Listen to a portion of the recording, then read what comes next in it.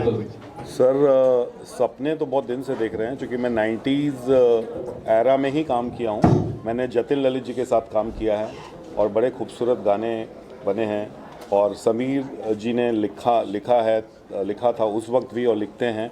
और अलका जी को मैं तब से जानता हूँ, जतिन ललित जी के ज़माने से। और अभी मैं अलका जी के साथ 15 साल से जुड़ा हूँ। मैं उनको मैनेज भी कर रहा हूँ, मेरी कंपनी कर रही है। और आनंद मिलिंद जी भी मेरे कंपनी में ही हैं। तो जब म्यूज़िक लेवल शुरू हुआ था तो हमने डिसाइड किया था कि मैं अच्छे अच्छे गाने करूँगा। और पहले 2 गाने रिलीज़ हुए थे, जो एक डांसिंग नंबर थे और एक दूसरा लव सॉन्ग था। फाइनली आनंद मिलिंद जी से डिस्कशन हुआ कि गाना करना है, और समीर दादा से बात हुई और फिर ये डिसाइड हुआ कि 90s फ्लेवर का गाना करेंगे। और मैंने अलका जी को रिक्वेस्ट किया कि आप हमारे कंपनी में गाएंगे तो बहुत अच्छा लगेगा।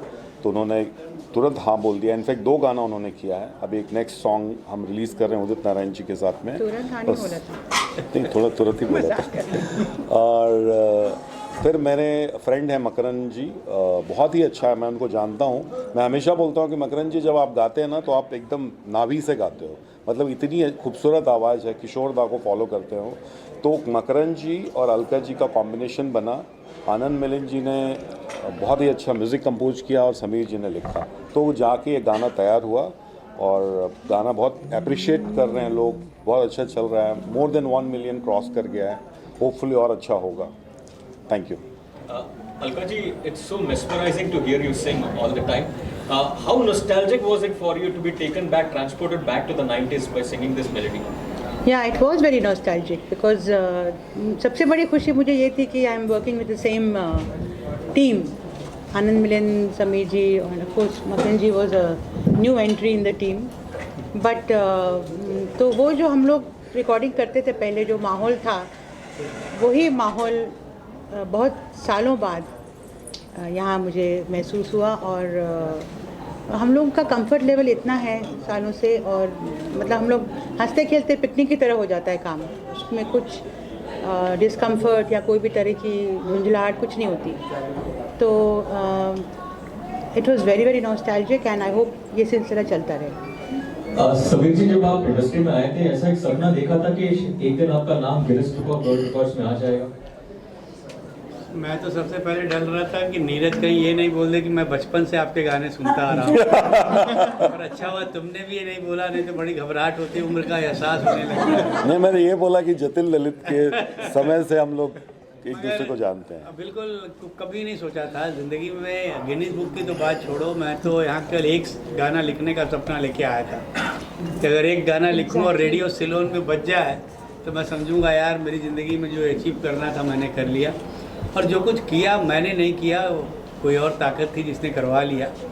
और हम सारे लोग जो हम क्रिएटर्स होते हैं, हमारी सारी बात जो है वो सब उस पर डिपेंड करती है। इसीलिए लोग बोलते हैं कि वी आर गॉड गिफ्टेड। तो कहीं वही करवाता है और उसने करवा लिया, सब हो गया। मैं तो ज़िंदगी में कोई कुछ एक्सपेक्टेशन थी ही नहीं मुझे। मैं बिना लक्ष्य के आगे बढ़ रहा था, केवल एक ही जुनून था कि मुझे काम काम और काम करना है। नीरज ने जब रिक्वेस्ट किया एक्टिव म्यूज़िक के लिए तो बहुत खुशी हुई। और आनंद मिलिंद और अलका और हम लोग जब जुड़ते हैं तो ऐसा नहीं लगता काम करने के लिए जुड़ते हैं। काम तो हम लोग 5-10 मिनट करते होंगे, 1.5 घंटे तो गपशप होती है। इतनी सारी यादें हैं, इतनी सारी बातें हैं कि कहानी के बाद कहानी, कहानी के बाद कहानी चलती रहती है। मकरन जी की आवाज़ सुन के मैंने इनके स्टेज परफॉर्मेंस के बारे में बहुत कुछ सुना था, मगर पहली बार इनको यहाँ गाते हुए देखा और जब एक गाना मैंने सुना तो मैं बहुत खुश हुआ। एक सबसे अच्छी बात जो इनकी लगी कि जो भी इनकी आवाज़ है, जिस तरह की भी इनकी आवाज़ है, उसको इन्होंने दिल से गाया है। आपको देख के वीडियो में लगता है उन्होंने एक एक शब्द को, पूरी कंपोजिशन को एंजॉय किया है। तो जो काम आप एंजॉय करके करते हो काम अच्छा ही होता है। तो मेरी बड़ी बधाई है और मैं सबको दुआ करता हूँ कि आप लोग इसको पसंद करें और इस पूरी टीम को आगे लेके जाएं।